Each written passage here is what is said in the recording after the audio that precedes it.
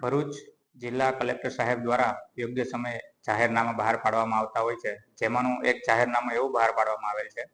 જેનો મુખ્ય ઉદ્દેશ્ય છે કે કેટલાક ત્રાસવાદી કે અસામાજિક તત્વો છે જે મહત્વના ઔદ્યોગિક શહેરોની અંદર જઈ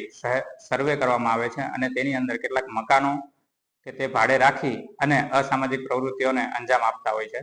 ત્યારે આવી જ પ્રવૃત્તિઓને અંકુશમાં લાવવા માટે તેમજ રાષ્ટ્રીય સુરક્ષા અને સલામતીનો પ્રશ્ન ઉભો થતો હોય ઉપરાંત કાયદો અને વ્યવસ્થા જળવાઈ રહે તે માટે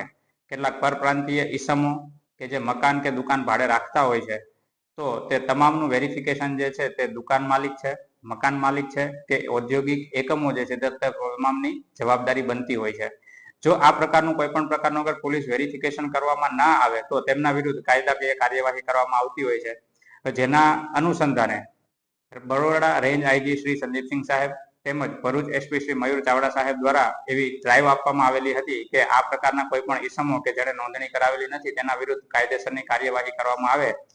જે ડ્રાઈવ અનુસંધાને અગર જોવા જઈએ તો છેલ્લા 3 મહિનાની અંદર 428 કરતા વધુ કેસો કરવામાં આવેલા છે। આ ઉપરાંત તાજેતરમાં એક ડ્રાઈવ યોજવામાં આવેલી હતી જેમાં છેલ્લા 2 દિવસની અંદર જ 221 જેટલા વધારે ગુના દાખલ કરવામાં આવેલા છે। તો જેના અનુસંધાને દરેક ભરૂચવાસીઓને એવું જણાવવામાં આવે છે કે અગર કોઈ પણ તકેદારીના ભાગરૂપે મકાન માલિકો છે, ઔદ્યોગિક એકમના માલિકો છે કે જે દુકાને ભાડું આપતા હોય છે તે તમામ માલિકોને સ્પષ્ટ સૂચના આપવામાં આવે છે કે તમામનું વેરિફિકેશન કરે અને પોલીસ સ્ટેશન ખાતે તેમનું વેરિફિકેશન કરાવીને તેમની યોગ્ય જાણ કરવામાં આવે। આ ઉપરાંત સિટીઝન પોર્ટલ પણ આપેલું છે કે જેની અંદર નોંધણી કરવામાં આવે। સ્પષ્ટ અલગથી એક સૂચના એવી છે કે બહારના મજૂરો કે પરપ્રાંતીય મજૂરો છે જે ઔદ્યોગિક એકમની અંદર કામ કરતા હોય છે તે તમામ એકમના માલિક છે, તેમના એજન્ટ છે, દલાલ છે, લેબર કોન્ટ્રાક્ટર છે કે જે પરપ્રાંતીયોને કામ ઉપર રાખતા હોય છે તો તે તમામની નિયત ફોર્મની અંદર વિગતો ભરી સ્થાનિક પોલીસ સ્ટેશન ખાતે જમા કરાવવામાં તેમજ સિટીઝન પોર્ટલની અંદર ભરવામાં આવે।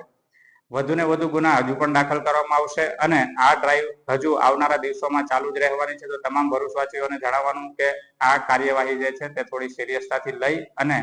આવા વધારે ગુના અમારે દાખલ ન કરવા પડે તેવી તજવીજ કરવી।